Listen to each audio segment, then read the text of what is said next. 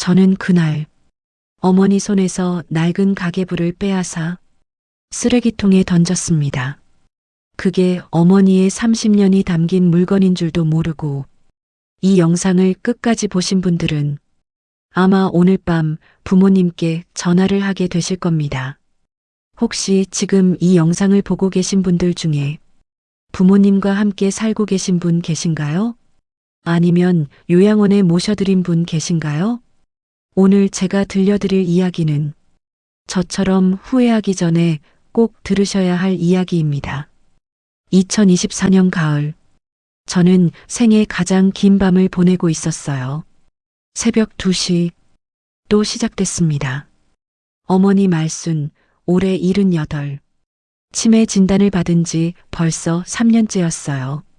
처음엔 그냥 헛것을 줄 알았습니다. 두 번째엔 그러려니 했어요. 하지만 300번이 넘어가자 저는 그냥 사람이 됐습니다. 지쳐버린 사람. 처음부터 이러신 건 아니었어요. 2년 전만 해도 어머니는 새벽 5시에 일어나 된장찌개를 끓이시던 분이었습니다. 손자 준서 학교 가는 날엔 꼭 계란말이를 만들어 주시고 제가 늦게 들어오는 날엔 문 앞에서 기다리시던 분. 그런 어머니가 언제부터인가 달라지기 시작했습니다. 냉장고를 열었다 닫았다 반복하시고 손자 얼굴을 보고도 너 누구야 하고 물으셨어요. 아이 표정이 굳어버리던 그 순간을 저는 지금도 잊지 못합니다. 한밤중엔 신발도 안 신고 현관문을 열고 나가려 하셨어요. 며느리 지수가 매일 밤 붙잡았습니다. 그러다 허리 디스크가 터졌어요. 저는 그때도 못 본 척했습니다. 교육청 감사가 코앞이었으니까요. 제 자리, 제 체면, 제 일이 눈앞에 있는 것들보다 더 크게 보였으니까요. 그날도 퇴근하고 현관문을 여는 순간 냄새가 먼저 밀려왔습니다. 소파, 밥상, 벽. 곳곳에 오물이 묻어 있었어요. 지수가 바닥에 주저앉아 울고 있었습니다. 저는 이제 정말 못하겠어요. 어머니 아니면 저예요. 둘 다는 못해요, 여보. 긴 침묵이 흘렀습니다. 천천히 어머니 방으로 걸어갔어요. 어머니는 침대 위에 쪼그리고 앉아 낡은 가계부를 가슴에 꼭 끌어안고 계셨습니다. 표지가 너덜너덜한 아주 낡은 가계부였어요. 눈을 감은 채 입술을 달싹이셨습니다. 들릴 듯 말 듯한 소리로 상덕아, 제발 가. 그 순간 뭔가가 터졌어요. 엄마, 이게 뭔데 맨날 이걸 붙들고 있어. 응, 이게 뭐냐고. 어머니가 눈을 번쩍 뜨셨습니다. 두 손으로 가계부를 잡아당기셨어요. 엄마, 바스락. 찢어지는 소리가 났습니다. 가계부가 제 손에 들어왔어요. 어머니는 두 손을 앞으로 내민 채 그 자리에 굳어버리셨습니다. 아무 말도 하지 않으셨어요. 그냥 바라만 보셨습니다. 체념한 사람의 눈이었어요. 가계부를 쓰레기통에 던졌습니다. 어머니는 그날 밤 한마디도 하지 않으셨어요.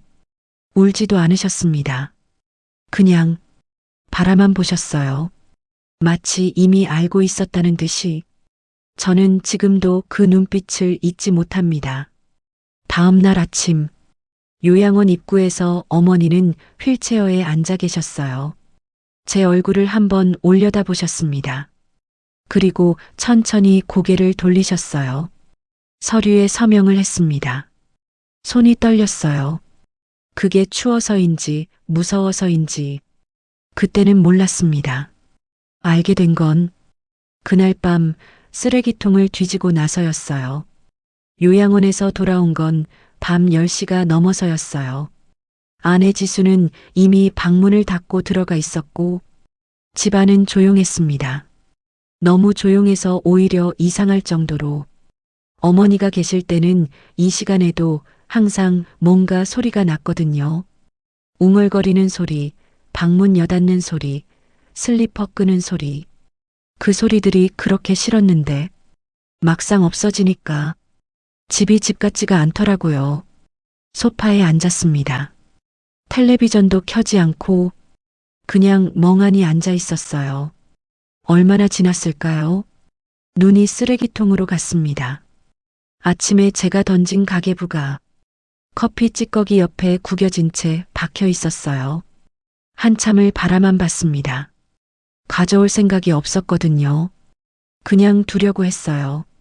그런데 몸이 먼저 움직였습니다. 가계부를 꺼냈어요. 커피에 젖어 표지가 흐물거렸습니다. 싱크대에서 마른 행주로 닦았어요. 왜 닦았는지 모르겠습니다. 그냥 손이 그렇게 움직였어요. 식탁에 앉아 가계부를 펼쳤습니다. 그 순간 숨이 멎었어요. 가계부 어디에도 돈 계산이 없었습니다. 쌀값도 없고 전기세도 없고 반찬값도 없고 빼곡하게 채워진 글씨들 전부 날짜였어요. 날짜 아래 문장들 1994년 11월 4일 오늘도 무사했다. 동현이가 밥을 잘 먹었다. 1995년 3월 12일 동현이 학교에서 넘어져 무릎을 다쳤다. 밤새 옆에 앉아 있었다. 자는 얼굴을 보니 숨이 넘어갈 것 같았다.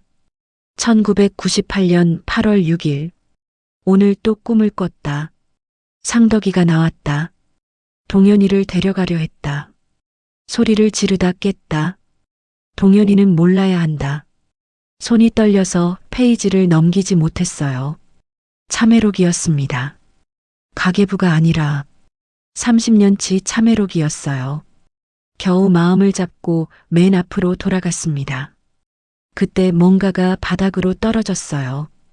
통장이었습니다. 가계부 표지 안쪽에 끼워져 있던 낡은 통장. 떨리는 손으로 펼쳤어요. 이름란을 봤습니다. 이동현. 제 이름이었어요. 잔액란에 숫자가 찍혀 있었습니다. 2,847만 원. 저는 그 자리에서 의자 밑으로 흘러내렸어요. 이게 뭔지 몰랐습니다. 왜 제 이름으로 된 통장이 어머니 가계부 안에 있는지, 어머니가 언제 이걸 만드셨는지, 평생 어떻게 이걸 모으셨는지 아무것도 몰랐어요. 그리고 가계부 첫 페이지로 다시 눈이 갔습니다. 맨 위에 딱 한 줄. 동현아, 엄마가 너한테 못해준 게 너무 많아서 그 문장에서 더 이상 읽지 못했어요. 식탁에 엎드려 울었습니다. 소리도 못 내고 어깨가 들썩이는 게 스스로 느껴졌어요. 얼마나 울었는지 모릅니다. 고개를 들었을 때 창밖이 파랗게 밝아오고 있었어요. 가계부를 가슴에 안고 다시 처음 페이지로 돌아갔습니다. 1994년 11월 3일 어머니의 기록은 그날부터 시작되고 있었어요. 제가 5살이던 해 아버지가 죽은 날 1994년 11월 3일 어머니의 기록은 그날부터 시작되고 있었어요. 저는 떨리는 손으로 천천히 페이지를 넘겼습니다. 그날 밤 어머니에게 무슨 일이 있었는지 저는 살면서 단 한 번도 들은 적이 없었어요. 아버지가 어떻게 돌아가셨는지도 그 전날 밤 무슨 일이 있었는지도 그냥 어릴 때부터 아버지는 없는 사람이었고 어머니는 그 이야기를 입 밖에 꺼내는 법이 없었거든요. 가계부에는 이렇게 적혀 있었습니다. 1994년 11월 3일 오늘 상덕이가 사람들을 데려왔다. 양복을 입은 사람들이었는데 눈빛이 이상했다.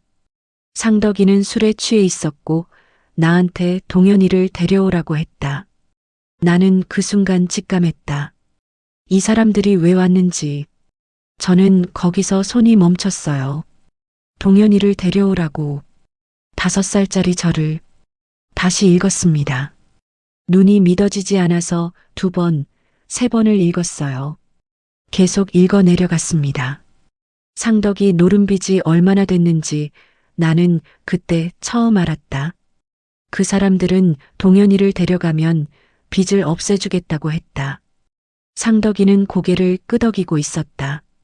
내 아들을, 5살 내 아들을 팔아넘기려 하고 있었다. 가계부를 쥔 손이 하얗게 질렸어요. 아버지가 저를 팔려고 했다는 걸 저는 그 새벽에 처음 알았습니다. 어머니는 그 순간 어떻게 하셨을까요? 저는 페이지를 넘기면서 숨을 참았어요. 나는 아무 말도 하지 않고 방으로 들어가 동현이를 번쩍 안아들었다. 동현이는 잠결에 눈을 반쯤 뜨더니 그냥 내 어깨에 기댔다. 그 무게가 느껴지는데 다리가 후들거렸다. 그래도 뛰었다. 뒷문으로 그냥 뛰었다. 비가 오고 있었다고 적혀 있었어요. 11월의 차가운 비. 어머니는 슬리퍼 바람으로 뛰었고 등에는 5살 저를 업고 있었습니다. 상덕이가 뒤따라 나왔다. 골목 끝에서 내 팔을 잡아챘다. 동현이를 내려놓으라고 소리쳤다. 나는 동현이를 놓지 않았다. 상덕이가 더 세게 잡아당겼고 나는 있는 힘껏 밀쳤다. 저는 그 다음 문장을 읽는데 손이 떨려서 가계부를 내려놓아야 했어요. 상덕이가 계단에서 굴러떨어졌다. 나는 동현이를 안은 채 그 자리에 서 있었다. 비가 계속 내렸다. 상덕이는 일어나지 않았다. 한참을 멍하니 앉아 있었습니다. 어머니가 아버지를 밀쳤다는 것, 그리고 아버지가 그 자리에서 일어나지 않았다는 것. 경찰은 실족사로 처리했다고 다음 페이지에 적혀 있었어요. 비가 오는 밤이었고 계단이 미끄러웠으니까. 하지만 어머니는 알고 있었습니다. 그날 밤 자신의 손이 무엇을 했는지. 그 뒤로 이어지는 기록들은 전부 그 이야기였어요. 내가 살인자라는 걸 들키지 않으려고 이사를 했다. 동현이가 학교에 들어가면 또 이사를 했다. 누군가 그날 밤을 기억하는 사람이 나타날까봐 항상 무서웠다. 동현이한테만은 절대 들키면 안 됐다. 이 아이가 커서 제대로 된 사람이 되려면 엄마가 살인자여서는 안 되니까. 저는 그 문장을 읽고 한동안 고개를 들지 못했어요. 어머니가 평생 이사를 다닌 이유를 저는 그냥 가난 때문이라고 생각했거든요. 한 동네에 오래 못 버티는 분이라고, 어딘가 불안정한 분이라고 철없이 생각한 적도 있었습니다. 친구들한테 집 주소 알려주기 창피했던 기억도 났어요. 전학을 밥 먹듯이 다녔으니까. 그게 전부 저를 지키려는 도망이었다는 걸 30년이 지나서야 알았습니다.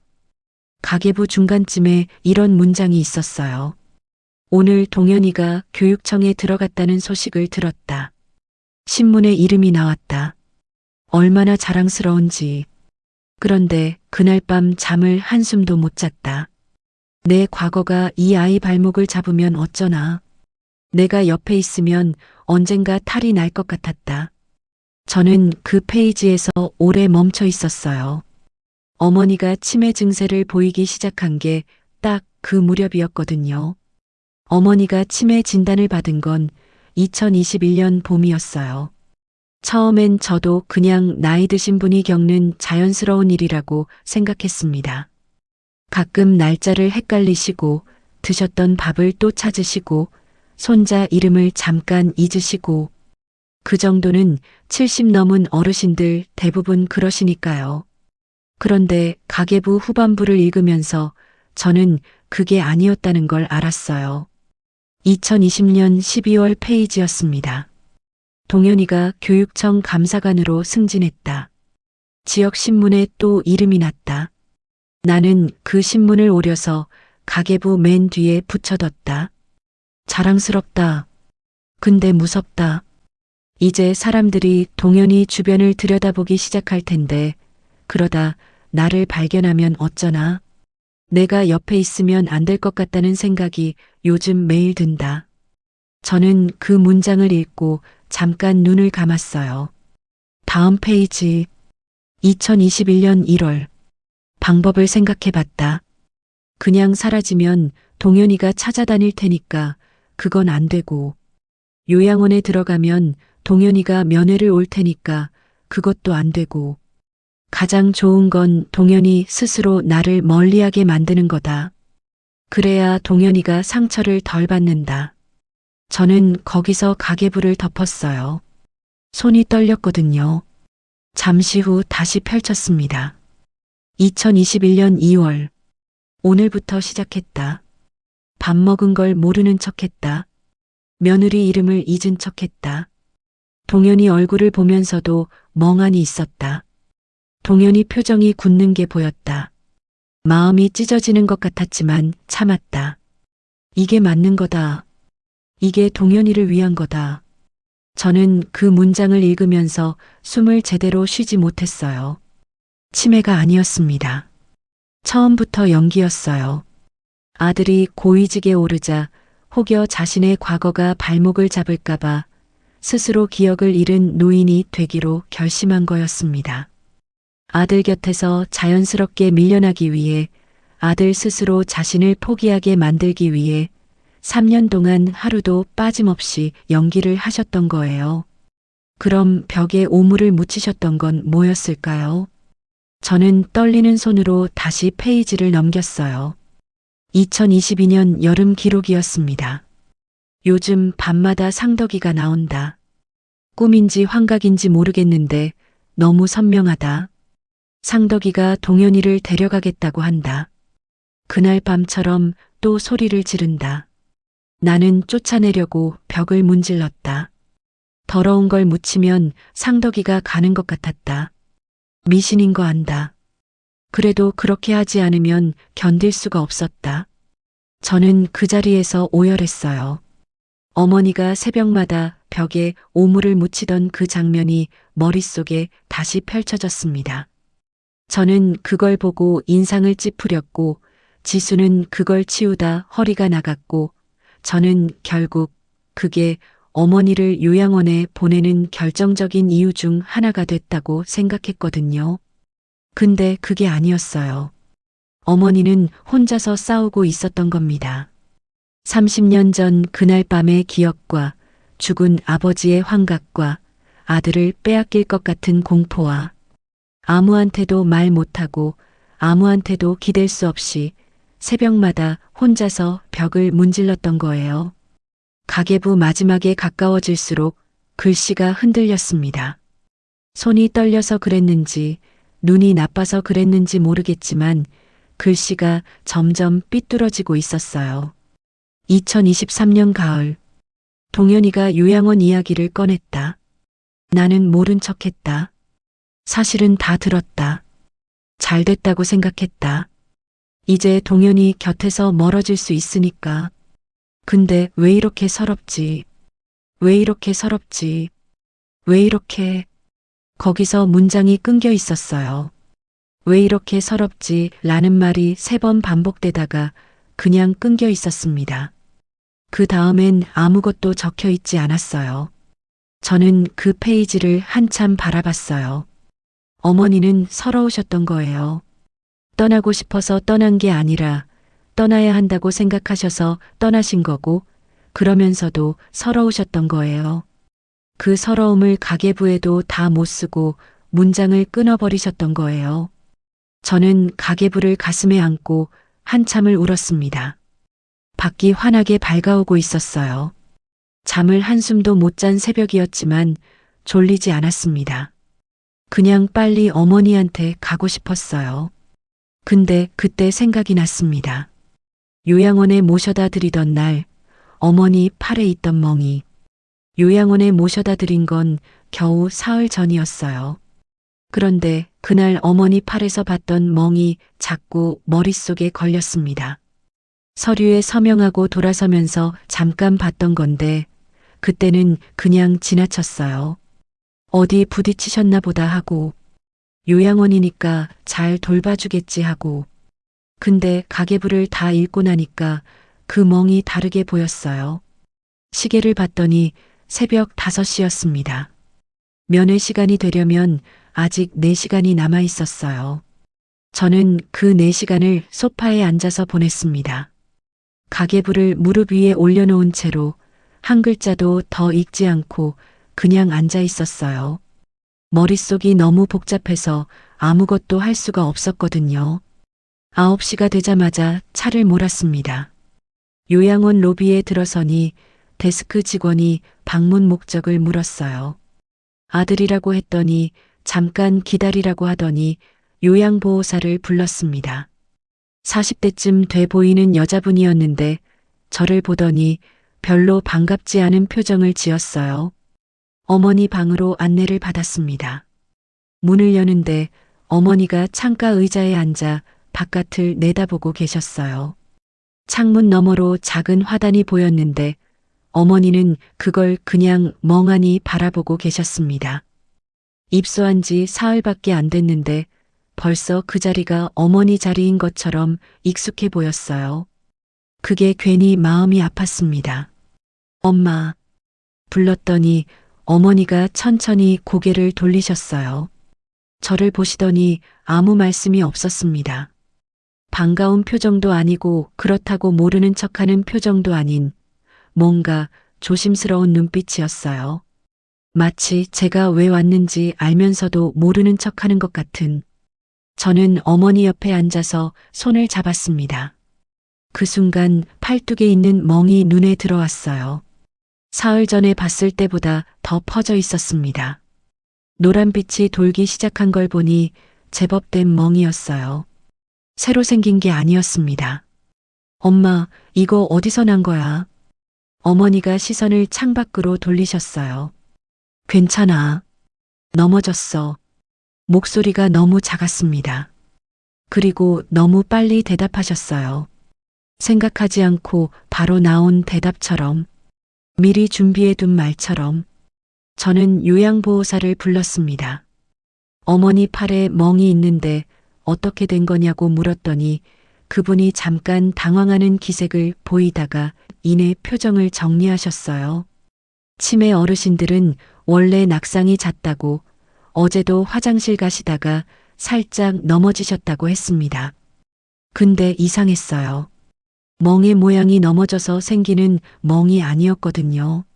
손가락 자국처럼 둥글게 패인 멍이 팔뚝에 나란히 나 있었습니다. 누군가 세게 잡았던 흔적이었어요. 저는 다시 어머니 손을 잡았습니다. 엄마, 나한테 말해. 여기서 무슨 일 있어? 어머니가 입을 꾹 다무셨어요. 아무 일 없어. 동현이 바쁜데 왜 왔어? 그 말이 칼처럼 들어왔습니다. 아무 일 없다는 말보다 동현이 바쁜데 왜 왔냐는 말이. 어머니는 여기서 무슨 일이 있어도 저한테 말할 생각이 없었던 거예요. 제 앞길에 조금이라도 걸림돌이 될까봐, 아들 직장에 구설이 생길까봐 입을 꾹 닫고 계셨던 거였습니다. 저는 그때 가계부 생각이 났어요. 이게 동현이를 위한 거다라고 쓰셨던 그 문장. 눈물이 나오려는 걸 참았습니다. 지금 울면 안 됐어요. 어머니가 더 입을 다물 것 같았거든요. 엄마, 나 가계부 읽었어. 어머니가 굳으셨습니다. 다 읽었어.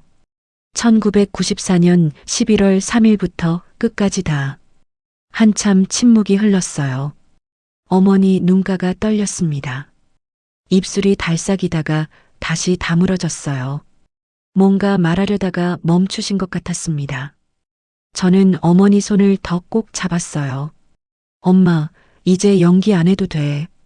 그 말을 하는데 목이 메었습니다. 목소리가 갈라졌어요. 나 다 알아. 엄마가 왜 그랬는지, 얼마나 무서웠는지, 얼마나 힘들었는지. 나 다 알았어, 엄마. 어머니가 고개를 숙이셨어요. 어깨가 천천히 흔들리기 시작했습니다. 소리도 없이 우셨어요. 그냥 눈물이 뚝뚝 떨어졌습니다. 무릎 위로, 맞잡은 손 위로. 저는 어머니를 끌어안았습니다. 어머니가 처음엔 뻣뻣하게 계셨어요. 안기는 것도 잊으신 것처럼. 그러다 천천히 제 등에 손을 얹으셨습니다. 그리고 그게 신호였던 것처럼 어머니가 소리내어 우셨어요. 30년을 참아온 울음이었습니다. 저도 함께 울었어요. 요양원 작은 방에서 창밖으로 햇살이 들어오는데 어머니와 저는 한참을 그렇게 있었습니다. 얼마나 지났을까요? 어머니가 조용히 말씀하셨어요. 동현아, 엄마 집에 가고 싶다. 저는 바로 대답했습니다. 가자, 엄마. 오늘 가자. 어머니를 집으로 모시고 온 날은 10월 중순이었어요. 요양원에 입소한 지 나흘 만이었습니다. 퇴소 서류를 쓰는데 데스크 직원이 좀 의아한 표정을 지었지만 저는 신경 쓰지 않았어요. 어머니 짐이라고 해봐야 옷 몇 벌이 전부였는데 그걸 보자기에 싸면서 어머니가 이 방에서 나흘을 어떻게 버티셨을까 생각하니 가슴이 먹먹했습니다. 차에 타시고 나서 어머니는 내내 창밖을 보셨어요. 아무 말씀이 없었습니다. 저도 말을 걸지 않았어요. 그냥 그렇게 달렸습니다. 라디오도 안 켜고 그냥 차 소리만 들리는 채로 신호에 걸려 잠깐 멈췄을 때 옆을 봤더니 어머니가 조용히 웃고 계셨어요. 바깥 풍경을 보면서 혼자 웃고 계셨는데 그게 어머니가 얼마나 오래 이 풍경을 그리워하셨는지 느껴지는 웃음이었습니다. 저는 그냥 앞을 보고 신호가 바뀌기를 기다렸어요. 눈물이 나올 것 같아서 집에 도착하자 지수가 현관에 나와 있었습니다. 제가 오는 길에 전화를 해뒀거든요. 지수는 어머니를 보더니 잠깐 멈칫하다가 조용히 손을 내밀었어요. 어머니 오셨어요. 그 한마디였는데 어머니가 지수 손을 잡으셨습니다. 말없이 그냥 잡으셨어요.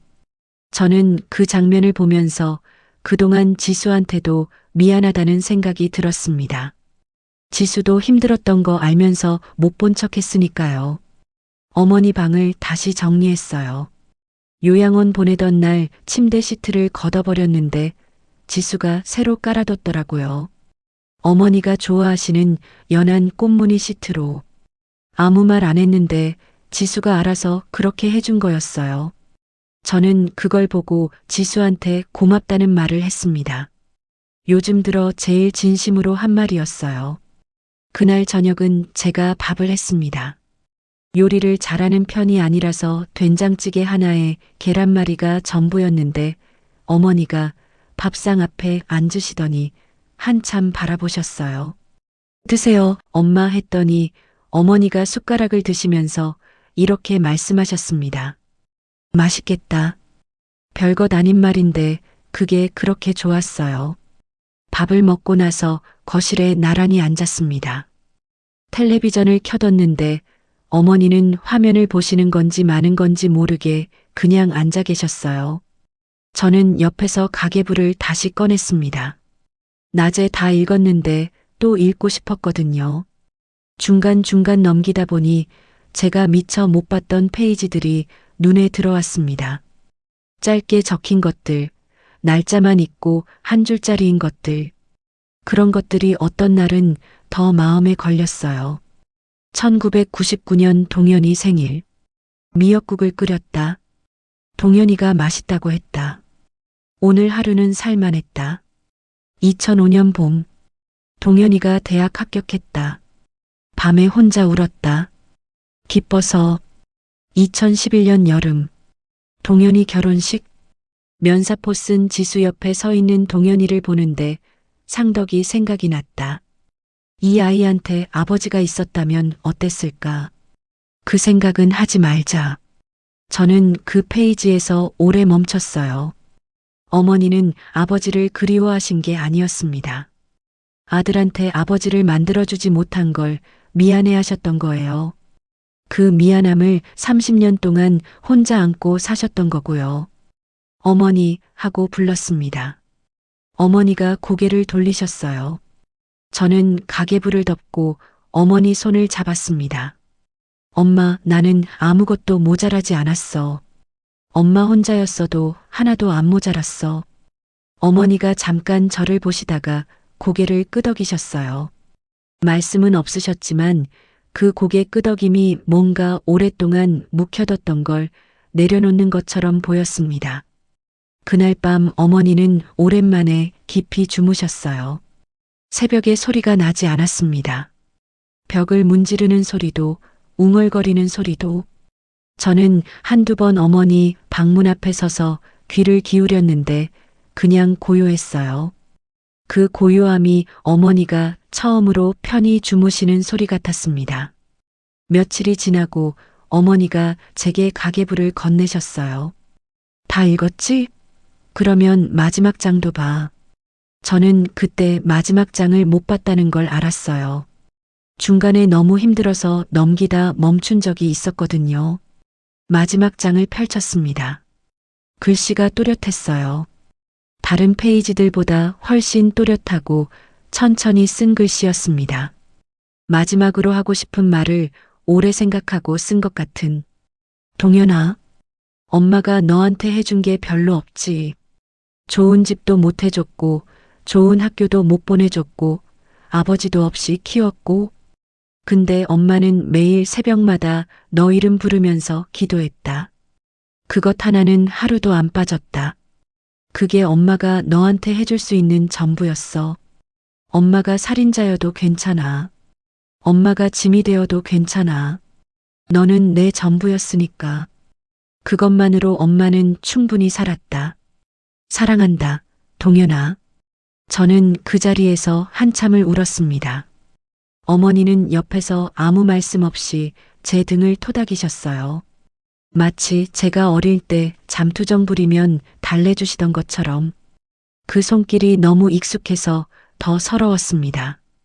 어머니가 집에 돌아오신 건 10월이었는데 그날은 유난히 포근했어요. 날씨가 포근한 건지 집안이 포근한 건지 구분이 안 될 정도로. 어머니가 계신 것만으로 집이 달라졌거든요. 뭔가 특별한 일이 있어서가 아니라 그냥 아침에 일어났을 때 어머니 방에서 불빛이 새어 나오는 게 보이는 것만으로도 달랐습니다. 어머니는 많이 달라지셨어요. 연기를 멈추셨으니까요. 더 이상 멍하니 계시지 않으셨고 밥상 앞에서 드셨던 밥을 또 찾지 않으셨어요. 물론 가끔 날짜를 헷갈리시기도 하고 말씀하시다가 단어가 안 떠오르는지 잠깐 멈추시기도 했지만 그건 78 노인이라면 누구나 그럴 수 있는 거였어요. 치매가 아니라 그냥 나이가 드신 거였습니다. 아침마다 어머니가 먼저 일어나셨어요. 부엌에서 소리가 나면 저도 일어나서 나갔는데 어머니가 된장찌개를 끓이고 계신 적이 몇 번 있었습니다. 예전처럼 새벽 5시는 아니었지만 그래도 아들보다 먼저 일어나서 밥을 차리려 하셨어요. 저는 그럴 때마다 어머니 옆에 서서 같이 부엌에 있었습니다. 특별한 말을 나누는 것도 아니고 그냥 나란히 서서 찌개 냄새 맡으면서 그 시간이 좋았어요. 손자 준서도 달라졌습니다. 할머니가 자기 이름을 잊어버리던 기억이 있어서인지 처음엔 좀 어색해했는데 어느 날 학교에서 돌아오더니 할머니 방으로 먼저 가더라고요. 할머니 나왔어 하면서. 어머니가 그 소리에 방문을 여시면서 웃으시는데 그 표정이 제가 본 어머니 표정 중에 제일 환했습니다. 지수도 조금씩 마음을 여는 것 같았어요. 어느 날 저녁에 보니까 지수가 어머니 옆에 앉아서 텔레비전을 같이 보고 있었어요. 드라마를 보면서 지수가 뭔가 설명을 해드리고 어머니가 고개를 끄덕이시고 그냥 평범한 장면인데 저는 부엌 입구에 서서 한참 바라봤습니다. 저 때문에 힘들었을 두 사람이 저렇게 나란히 앉아 있다는 게 괜히 코끝이 찡했어요. 12월이 됐을 때 어머니가 좀 힘들어 하셨어요. 날이 추워지면서 기침을 자주 하셨는데 병원에 모시고 갔더니 폐에 물이 찼다고 했습니다. 입원을 해야 한다고 해서 그날 바로 입원을 했어요. 어머니는 입원하면서도 별일 아니라는 듯이 괜찮다고만 하셨는데 그 말이 오히려 더 마음에 걸렸습니다. 병원에서 어머니 옆에 있는 시간이 많아졌어요. 낮에 일이 있으면 저녁에 가고 저녁에 일이 있으면 낮에 갔습니다. 가면 어머니 손을 잡고 그냥 있었어요. 딱히 할 말이 있어서가 아니라 그냥 옆에 있고 싶었거든요. 어머니도 그냥 제 손을 잡고 계셨습니다. 텔레비전을 켜놓은 채로 별말 없이 어느 날 저녁에 어머니가 갑자기 이런 말씀을 하셨어요. 동현아, 엄마 노래 한 곡만 불러줄래? 뜬금없어서 잠깐 당황했지만 뭔 노래요? 했더니 어머니가 어릴 때 내가 불러줬던 거 있잖아 하셨어요. 저는 잠깐 생각하다가 떠올랐습니다. 어릴 때 어머니가 재워주시면서 불러주시던 노래. 가사가 다 기억나지는 않았지만 멜로디는 남아 있었어요. 저는 작은 소리로 불렀습니다. 어머니가 눈을 감으셨어요. 그리고 따라 흥얼거리셨습니다. 목소리가 가늘고 작았지만 음정은 정확했어요. 저는 노래를 부르다가 목이 메었지만 멈추지 않았습니다. 어머니가 눈을 감은 채 미소 짓고 계셨거든요. 그날 이후 어머니가 빠르게 안 좋아지셨어요. 의식이 있다가 없다가 하셨고 말씀도 잘 못하셨습니다. 저는 거의 병원에서 살다시피 했어요. 지수도 왔고 준서도 왔습니다. 어머니 손을 번갈아 잡으면서 우리 셋이 조용히 있었어요. 어느 오후였어요. 어머니가 눈을 뜨시더니 저를 보셨습니다. 의식이 또렷한 눈빛이었어요. 며칠 만에 처음으로 어머니가 천천히 입을 여셨습니다. 동현아, 엄마 괜찮았어. 너 덕분에. 저는 어머니 손을 꼭 쥐었어요. 나도 괜찮았어, 엄마. 엄마 덕분에. 어머니가 미소를 지으셨습니다. 그리고 눈을 감으셨어요. 그게 어머니가 저한테 하신 마지막 말이었습니다. 봄이 됐어요. 저는 지금도 아침마다 가계부를 꺼냅니다. 매일 읽지는 않아요. 그냥 식탁 위에 올려두고 봅니다. 어머니가 30년 동안 손에서 놓지 않으셨던 그 가계부를 어머니는 제게 돈을 남기지 않으셨어요. 통장에 있던 돈은 어머니 병원비로 거의 다 썼고 남은 건 얼마 되지 않았습니다. 그래도 괜찮았어요. 어머니가 남기신 건 돈이 아니었으니까요. 살면서 무서운 일이 생기면, 숨고 싶은 일이 생기면 저는 그 가계부를 꺼내요. 그리고 마지막 장을 읽습니다. 사랑한다, 동현아. 그 한 줄이면 충분합니다. 이 이야기가 마음에 와 닿으셨다면 구독과 좋아요 눌러주세요. 오늘 하루 부모님께 전화 한 통 드려보세요. 그냥 별말 없이 목소리만 들려드려도 충분하니까요. 끝까지 함께 해주셔서 감사합니다. 다음 이야기에서 뵙겠습니다.